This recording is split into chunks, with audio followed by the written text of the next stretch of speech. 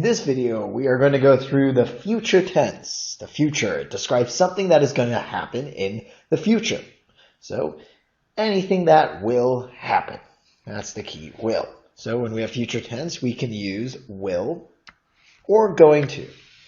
As in, I will watch the movie, or I am going to watch the movie. And if you watch the present progressive tense, you'll notice that the I am or the am, that is the to be verb going, is definitely present progressive, which we can use to describe future events. So let's look at some of the future events here. Wow, this summer I will study Spanish in Barcelona.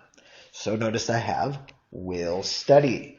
It's not right now. I'm not in Barcelona. I'm sitting here. I'm in California. But this summer, in the future, I will study Spanish. Again, what is interchangeable? That is, what other word can you use besides will? And it is am going to.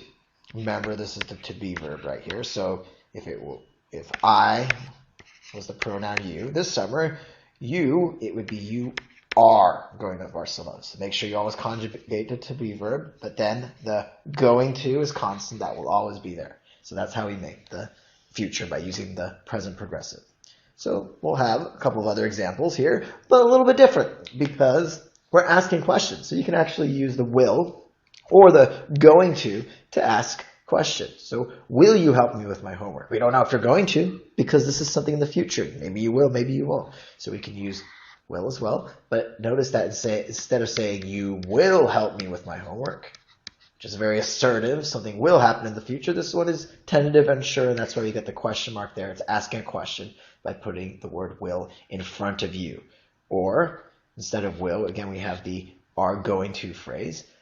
The way it works here is the to be verb goes before the you, the going to comes after the you. But again, both of these are doing the exact same thing, asking about a future event. So again, we're using the future tense to help us out here. Now, in this final slide, we have the Chicago Cubs will be world champions one day, and the Chicago Cubs are going to be world champions one day. So once again, we're back to where we started, simple future tense. However, if you notice, there's a slight difference here. Here I'm using the future tense to make a prediction.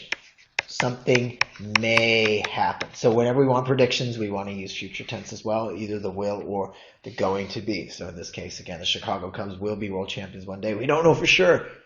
Maybe they never ever will be. It's been over 100 years since they last won the World Series, so maybe it'll be another 100 years. But my prediction is they will be. And so that's why I use the will or the going to be or the future tense.